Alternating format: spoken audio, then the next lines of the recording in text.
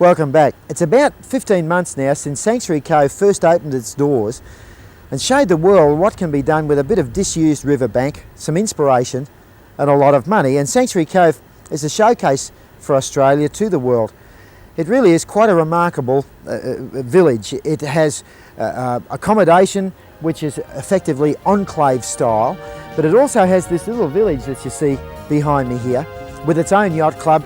People come in, there are marina berths made available for visiting boats, and you come in, you sit around on a Sunday afternoon and enjoy yourself in a truly remarkable environment. Now, Sanctuary Cove is also a superb venue for conventions and for shows. In fact, it's an international venue for that type of activity. And this weekend, the inaugural Sanctuary Cove Air Show was held. Now, I had a little to do with the organisation. I helped with some of the displays and that sort of thing.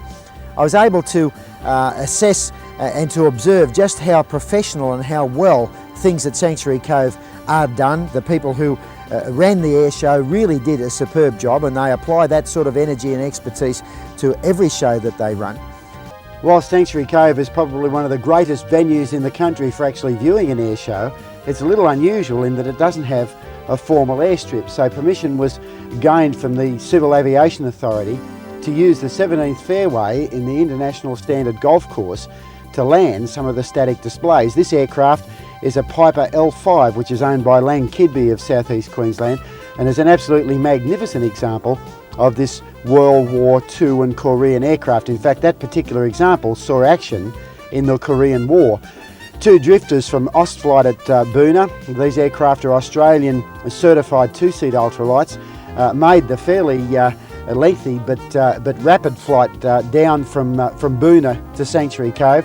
Also managed to handle the golf course without any problems at all. The golf course, by the way, was plenty long and wide enough. It was just that it undulated a little, and as you can see from these shots, that gave the undercarriages of the various aircraft something of a workout. But the landings were conducted with absolute ease, no problems whatsoever.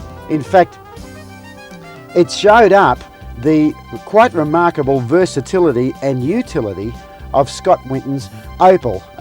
Usually high performance aircraft such as this are restricted to smooth and lengthy runways.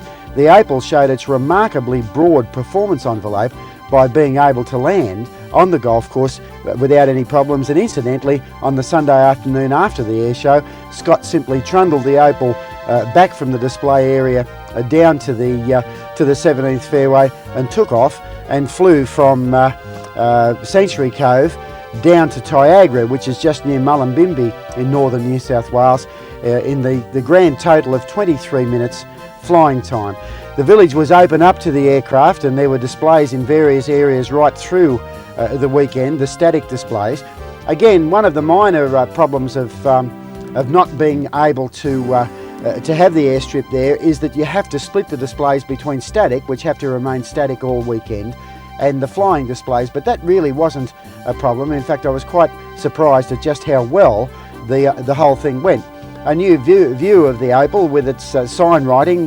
Scott has been able to secure a certain amount of sponsorship for his record attempts, and by the way, the OPAL is in the process of waiting ratification for 4 brand spanking new world records. My Little Colt was also featured there without her wings, which are in the process of being finished, but the Colt is about ready to fly. Now, the early openers, together with quite a lot of other parachutists, were really the highlight of the weekend. Jeff McTaggart provided the magnificent Sikorsky S-62 as a skydiving aircraft, and it proved to be ideal for that. The early openers are Australian champion skydivers, and in fact did very well in the World Championships. And the skydivers were competing for an overall prize of $2,000. So we saw some of the best skydiving action that we've ever seen. And one of the remarkable things about this, and something that had never really occurred to me before, I mean, anybody who doesn't parachute, and I certainly don't, sort of feels that jumping out of a perfectly good aeroplane into thin air would be something of a terrifying experience. Now, I imagine that most parachutists when they first start are a little terrified, but the thing that really struck me over the weekend was that these people who jump with their parachutes are doing nothing but having an enormous amount of fun. There appears to be no fear or trepidation on their part. They quite happily, as you saw a minute ago, roll or tumble or fall out of the aircraft. And listening to them on the way down, just as they approach the landing pad, it's quite obvious that they really are having the time of their lives. This was the Gold Coast Ultralight Club's display with quite a large array of various kinds of ultralight aircraft, most of which have been built by club members.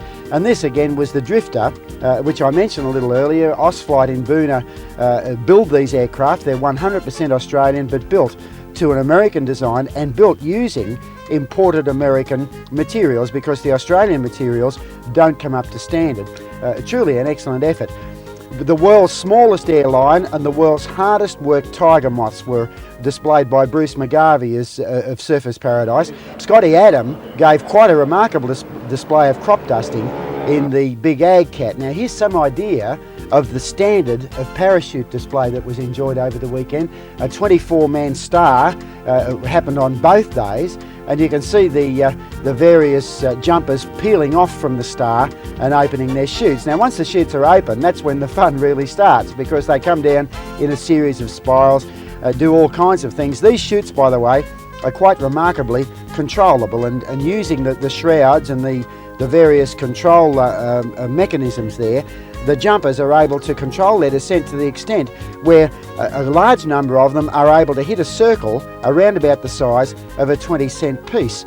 Now that really is quite a remarkable achievement, and even though it was calm weather, these jumpers are able to do that even in windy weather. Barry Hempel entertained us all with magnificent aerobatic displays in 3 aircraft, this one being the Pitts Special. He also flew the Belanca Decathlon, which comes from a mid-1930s American design and is one of the best sport standard aerobatic aircraft in the world.